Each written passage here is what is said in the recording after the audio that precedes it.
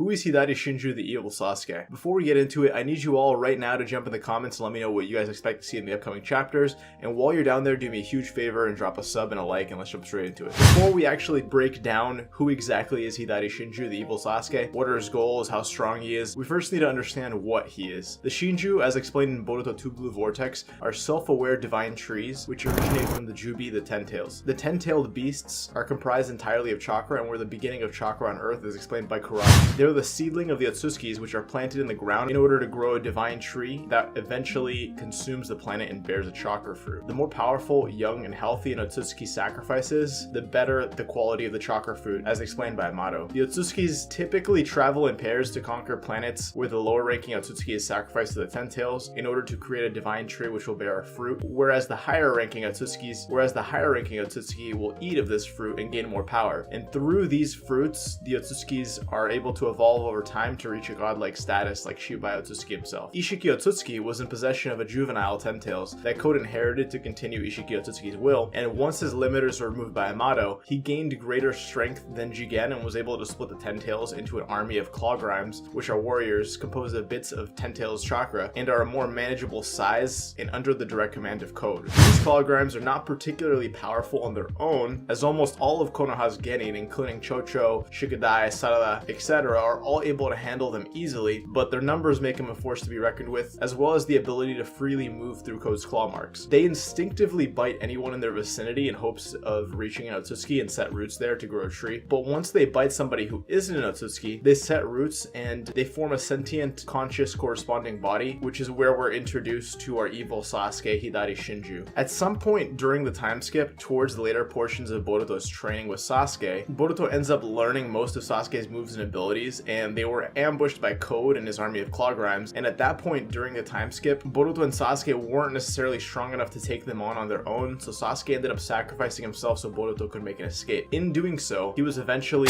inadvertently bitten and converted into a divine tree, which gained consciousness alongside a couple others. His corresponding claw grime goes by the name of Hidari Shinju. His character design closely resembles Sasuke, where only half of his face is shown, and his cloak takes the place of the shape of Sasuke's hair. Another thing worth noting is that with the Shinju's newfound consciousness, they continue their desire to consume others who are closely tied to their original counterparts. In Hidari's case, his new target is Sarada Uchiha, but it is noted that he questions his existence and could be one to turn against the Shinju. Now, how strong is Hidari exactly? We haven't seen a whole lot of the Shinju's abilities, but we have seen enough to know pretty much where they scale, and we have enough information to speculate on what abilities they could have. It seems as though Hidari Shinju should have access to pretty much to some, if not all, of the jutsu that Sasuke has, as he's seen utilizing the Chidori against Boruto, as well as some extra abilities unique to the divine trees, such as reshaping your body into, spear-like structures, and he maintains the ability to move freely through claw marks and could potentially generate his own. Now, if you really think about it, these have some massive complications, because if he truly inherited the abilities of Sasuke, there's also the potential that he inherited some of the abilities inherent to the Sharingan as well. This may be a bit of a stretch, but it is within the realm of possibility that Hidari could also utilize the Amaterasu, Kagetsuchi, and by extension the Izanami and Izanagi if you want to be technical. And the craziest one yet is the possibility of using the Susanoo. We do know that the combination of the Ten Tails and the Sharingan shouldn't necessarily entirely infringe on the ability to use the Sharingan, because Jubi Madara was able to steal Kakashi's Sharingan and was able to utilize Kamui. So obviously a divine tree with a greater level of control over its own power, in theory, should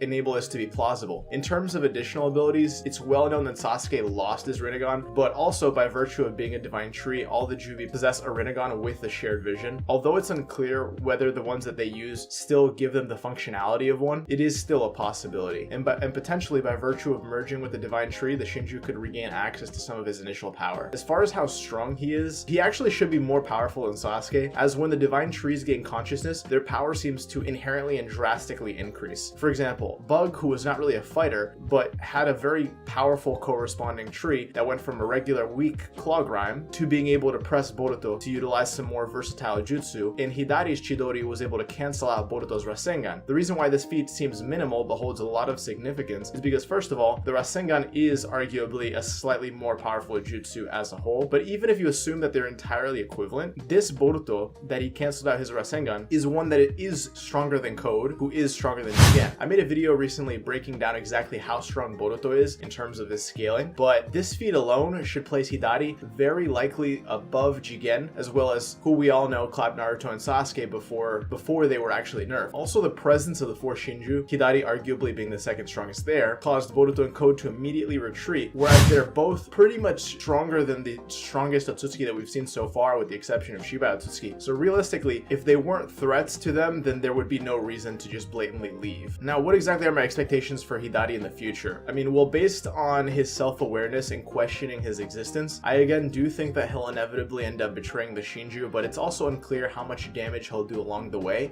and I look forward to seeing him fight Sarada, as well as hopefully getting to see her Mangekyo Sharingan in action soon. I mean, let me know what you guys think down below. What do you guys expect of Hidari Shinju's role in the story, as well as what do you think Sarada's Mangekyo ability will be? If you guys like more videos like this, do me a huge favor, drop a like, comment, subscribe. Let me know what videos you guys want me to talk about next. Check out our channel hoodies. Join the Discord if you want to engage with me or the community, and I'll catch you in the next one.